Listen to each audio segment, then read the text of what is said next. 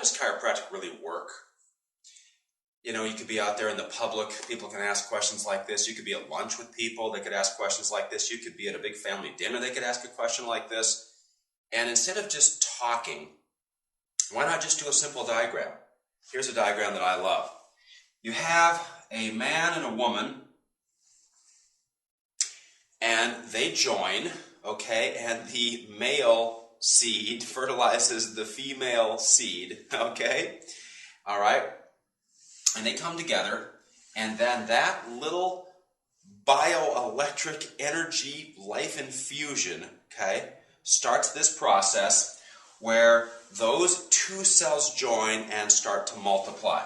And they start to multiply, multiply, multiply, multiply until they look like a little raspberry. Okay?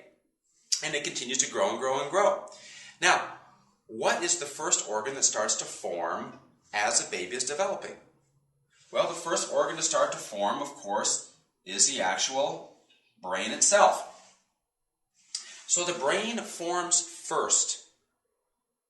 Okay, a lot of people think the heart forms first because there's so much heart talk, because so much money can be made on heart care, which is why the heart gets talked about all the time. Yet modern medicine really has done nothing to improve people's health through all of their heart efforts, for the most part.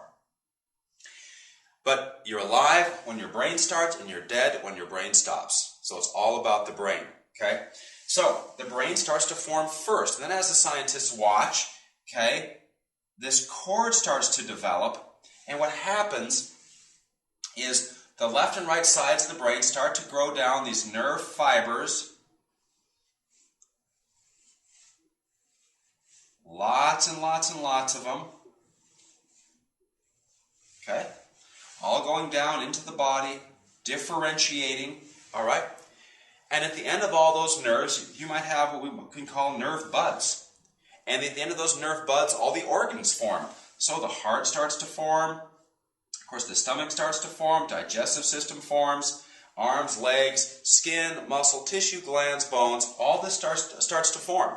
So the brain forms first. All the wiring grows down. And at the end of those, all the cells, tissues, organs, and glands begin to form.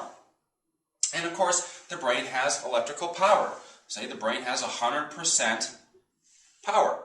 And it's going to send that electrical current down to every cell, tissue, organ, and gland that's designed to get its 100%.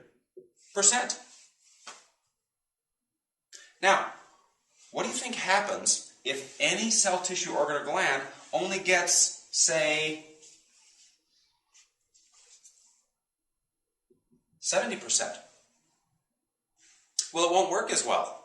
We might call it sick. We might call it diseased. It might even get cancer because cancer grows in weak tissue. Okay?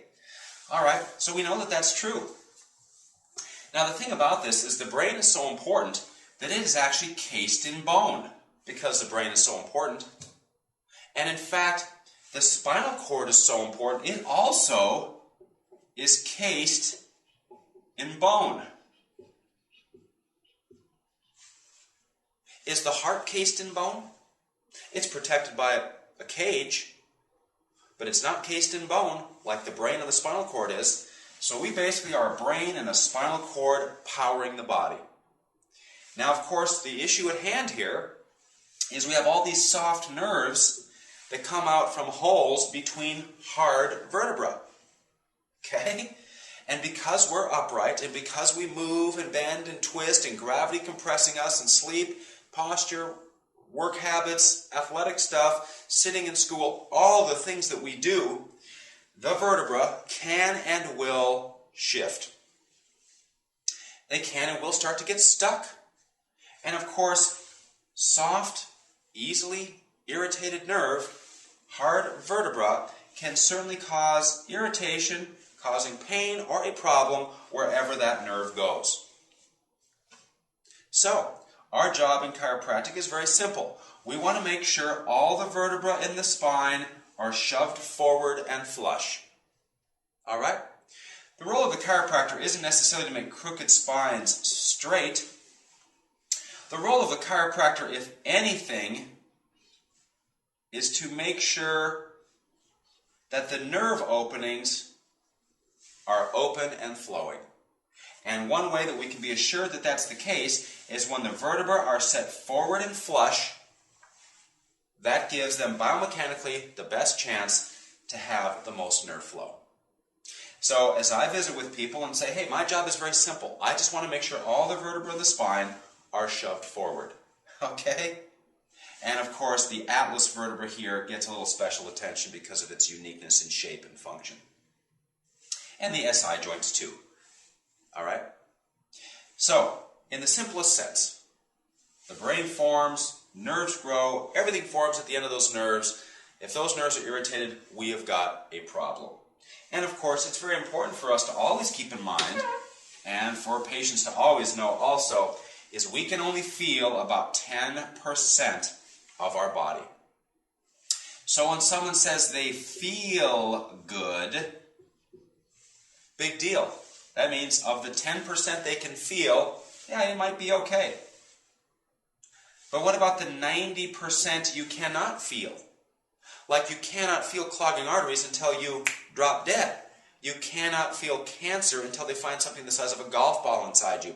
You cannot feel the spine deteriorating and rotting and decaying until it goes down, down, down, down, down, down, down, and then boom, it's got the nerve. You can't feel a cavity, okay, until it digs, digs, digs, digs, digs, digs, digs, digs, hits the nerve. Oh, I have a horrible toothache, and of course it had been brewing for months, okay? So these simple anatomical facts of life and the way the body works and how much time it takes to get into a state of dis-ease, into a state of ill health, okay? All right? So if here's our optimal health line and here's pain, yeah, people have been going a long time and then boom, they start to feel it. And they go, man, I think I slept wrong. No, this has been brewing for a long time, all right? Which is why we must engage a proper treatment program to get them back up as healthy as possible. By what? Making sure all the vertebrae are well adjusted, allowing the nerve flow to express itself as close to 100% as possible, okay? Removing a lot of the insults that people have in their health and in their life. Hey, and we're headed toward an optimal level of health. And how exciting is that? So the philosophy of chiropractic is backed so solidly by the simplest of anatomy. I wonder why people can argue with it. You know, they'll go and take a pill for high cholesterol, and you wonder if they ask the doctor, how does this work? How do I take a pill, put it in my stomach, all the acids and everything somehow absorb this, it goes somewhere into my system and it absorbs into like my blood, circulates all throughout my body and does what now? How? And they'll buy it hook, line, and sinker. And then someone will go to the chiropractor with such a simple, basic philosophy, and by us being able to explain it to people, it has to be understood because it is so true and it is so right. And how great is that? That in our everyday life we can anchor to what is true and what is right and what is healthy for every man, woman, and child walking on the planet. Hey, we've got something to be excited about. We have our philosophy that backs us up. We have our anatomical facts that are obvious for all to see. And so as we motor through life and as we deal with our patients and the public, hey, we can walk with power and strength because we can easily defend and easily justify everything we do because it's right.